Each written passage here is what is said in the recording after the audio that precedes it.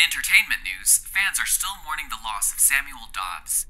Dobbs, who went by the nickname Sasquatch Sam, was best known for hosting a popular web series called Squatchin' with Sammy. Dobbs, as well as two members of his film crew, went missing in the Adirondacks while filming their show. Their bodies were later discovered by a pair of campers. A police statement indicates that they were the unfortunate victims of unspecified wild animal attacks, although bears and coyotes are the most likely suspects. They have no reason to suspect foul play and will not be conducting any further investigations at this time. Many fellow entertainers have taken to the internet to post memorial videos. Every Thursday, I used to watch Squatchin' with Sammy with my family. It was really the one thing that brought us together. It had been a few weeks since New York, and the grisly aftermath of the Genasqua was still fresh on our minds. So we tried driving west. We didn't have any particular destination in mind yet, but it was kind of an unspoken agreement. The specter of death hung over New York for us, and we both wanted to get as far away from it as we could. I hadn't really been sleeping well either.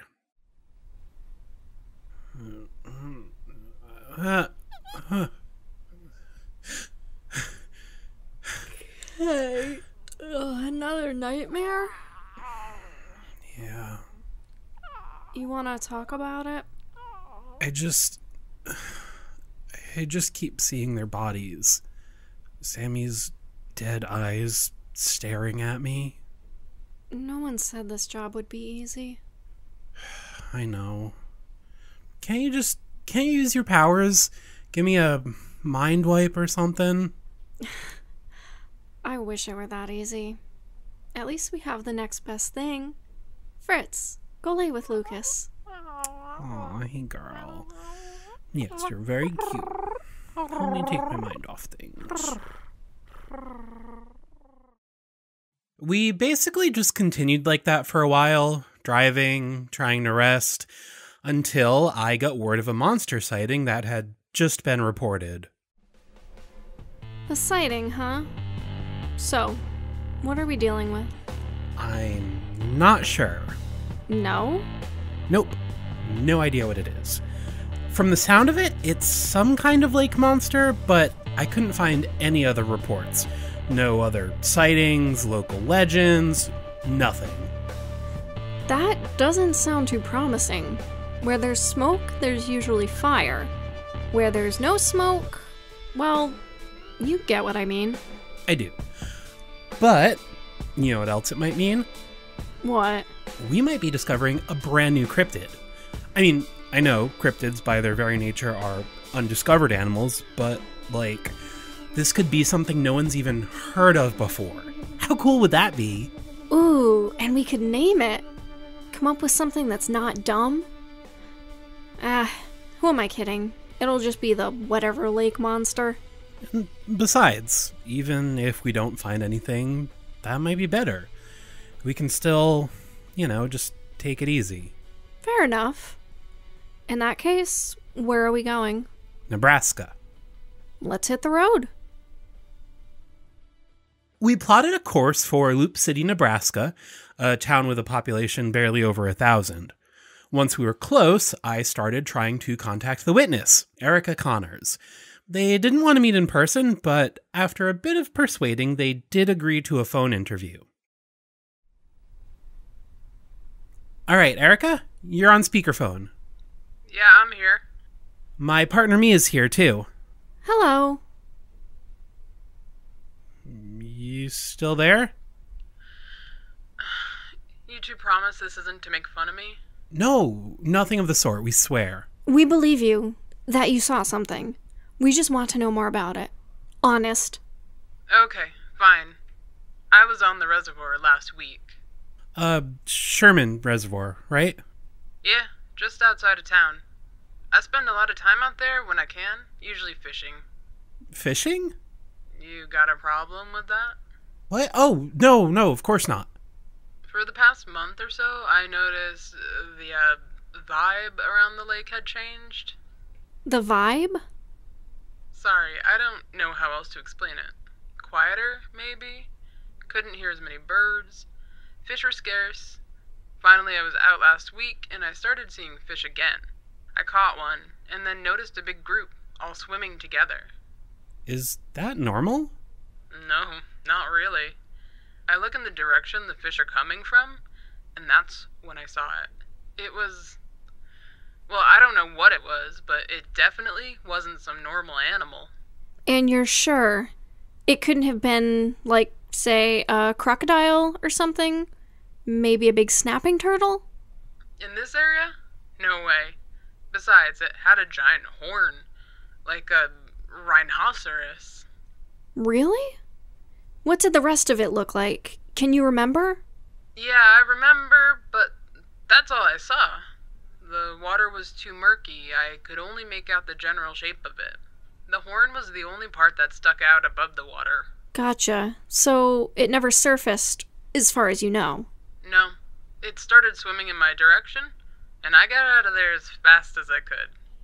If you saw the basic shape of it, how big would you say it was? I've got no idea. Maybe like the size of a car? A small car, but it was definitely bigger than anything else I've ever seen in those waters. Okay. Mia, any other questions? I think that covers it. All right then. Well, Erica, thank you so much for your time. Yeah, sure. I guess. Huh. Well, that wasn't too helpful. I mean, it was. She sounded pretty sincere, so there's still a chance we are onto something. But you're right. It doesn't help us narrow down what this thing could be. Assuming it's even a recognizable animal. Could be something totally unique, like the Jersey Devil, or the Piazza, or the Chupacabra. Right. Which means we also have no idea how dangerous it could be. Oh, yeah. In that case, I say we stick to the land until we figure that out. We got our equipment ready to go, and without further ado went to the Sherman Reservoir. Like Erica said, it was only a few minutes outside of town. The reservoir itself was only a few miles long, surrounded by mostly flat land and lightly forested. They're right. Don't know if we'll be able to see anything in this water. Here's hoping it surfaces then. It was still light out by the time we had walked the length of the reservoir. Given the small size of the area, we decided we would stay out here and camp near the water. The next day, we would place motion cameras around the perimeter.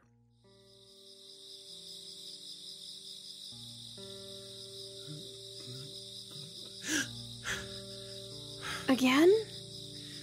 Yeah, sorry. I'm sorry. I wish I could do more to help you. It's okay. The more I think about it, it's almost a good thing. Your nightmares? Or Sammy and his crew dying? Both, I guess. I mean, don't get me wrong. Obviously, it sucks that they died, but it is a good reminder of why we do this. I get so caught up in finding the monsters that it's easy to forget about everything else. Like, what could happen to people if we didn't do absolutely everything we could to keep them safe? That's actually a really healthy way to look at things. Death is scary. I think I take our safety for granted sometimes too. It's one thing to know we've been in danger, but it's another thing to look it right in the eyes. If you ever want to talk about it more, you know I'm here. I know. Thanks.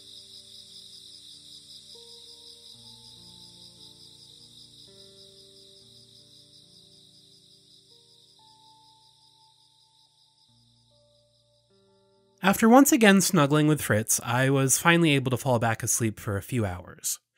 The next morning, like we had planned, we placed our cameras at intervals around the reservoir.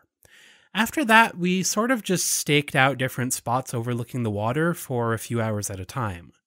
We continued this for another 3 days, as well as checking our cameras each morning and night, but we weren't finding anything. On the 5th day, though, just before noon, we finally lucked out.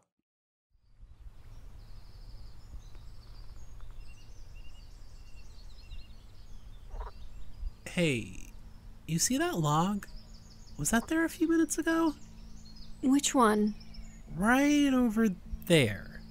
See? I don't think it was. So it's probably not a log. Exactly.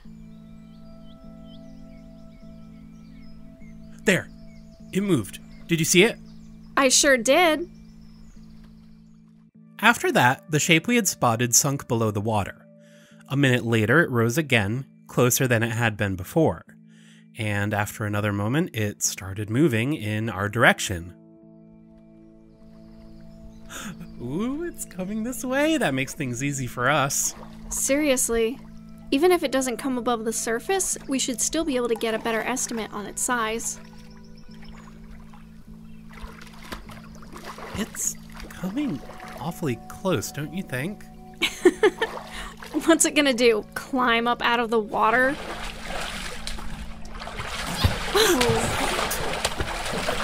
Should we run? God damn it, Lucas, no!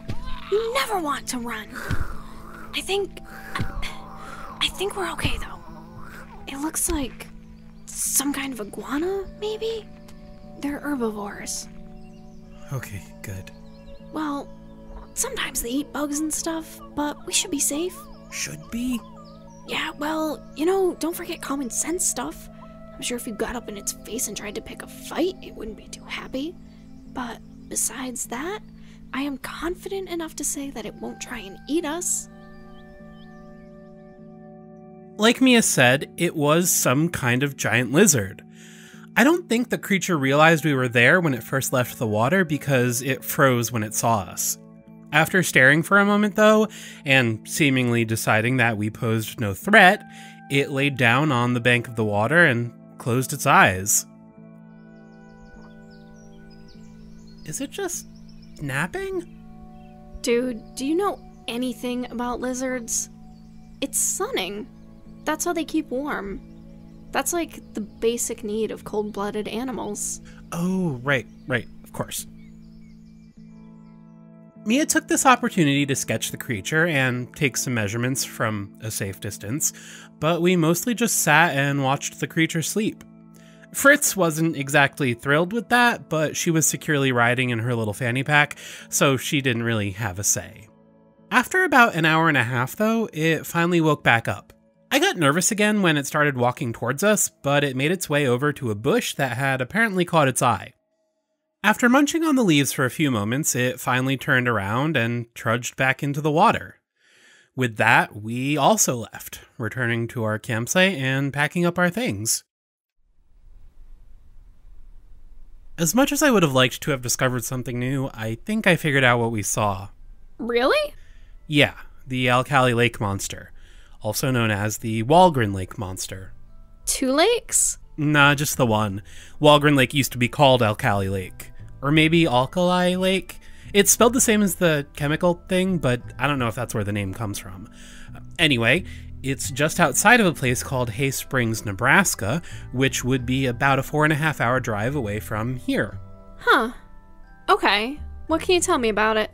Alright, well, the first written accounts come from 1922 or 23 from stories in the local newspaper. Although really those were the only accounts. The most publicized story is that of a man named J.A. Johnson, who had been camping on the lake with 2 of his friends.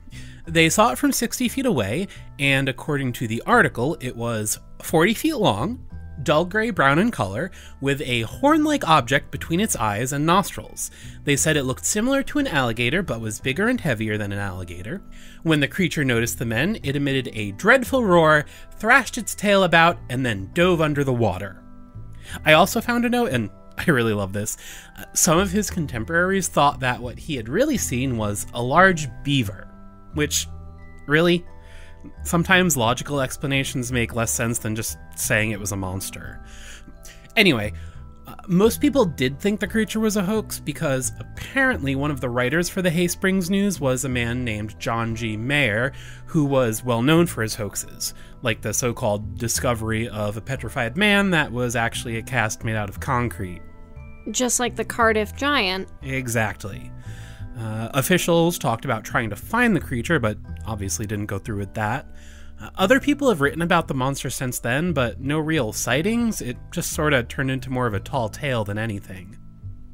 Although, in 1938, a group called the Federal Writers Project, in a magazine called Tall Tales, appropriately enough, came up with the absolute best name for it.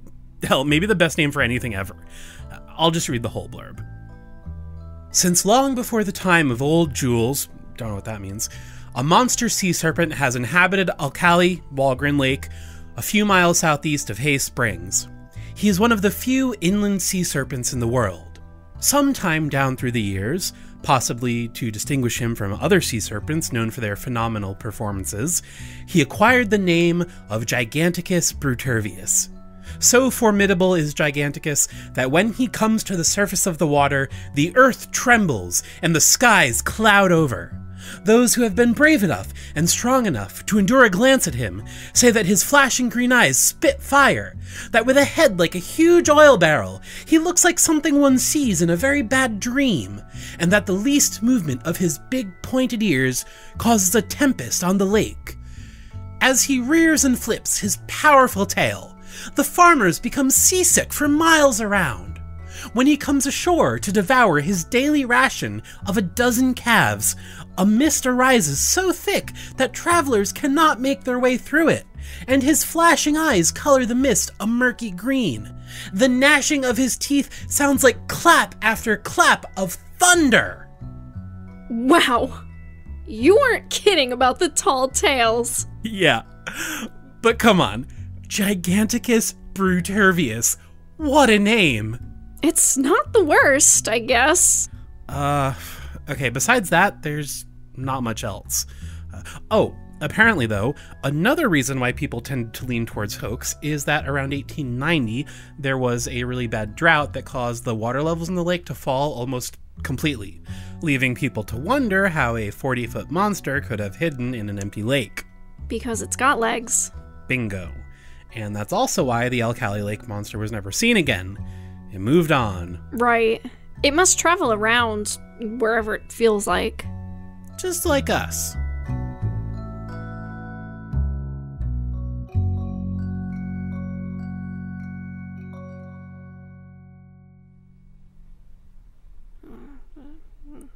No. Why was it here? I don't. Why? Mia, wake up. What? You okay? You have a nightmare too? No. No? You sure? You were talking in your sleep. You sounded worried. It was the lucid man again. Wait, seriously? I thought you learned how to block him out of your dreams. So did I. But I was able to remember the dream this time. At least part of it. Really? Yeah. He was complimenting me. Oh, gross. Yeah, he was saying I was getting stronger, like my powers. Saying we would do great things. Great things? The hell does that mean? I wish I knew. Ugh, well, that's ominous.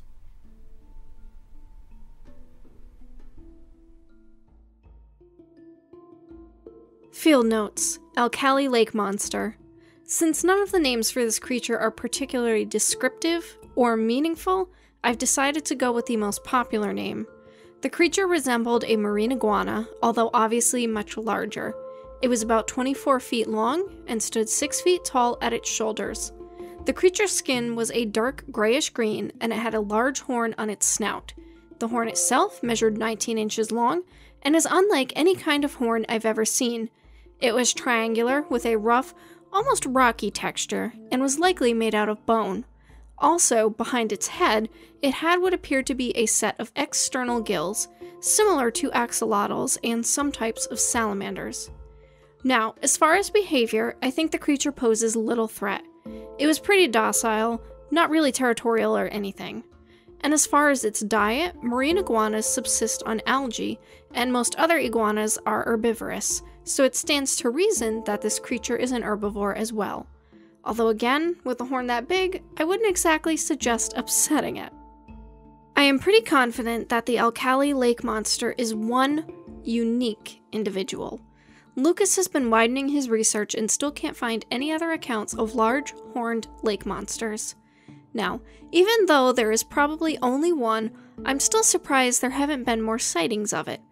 Maybe it doesn't spend as much time sunbathing as other reptiles. Perhaps, with the gills, it's able to stay in the water for longer periods of time. I don't know. That's cryptids for you. End field notes.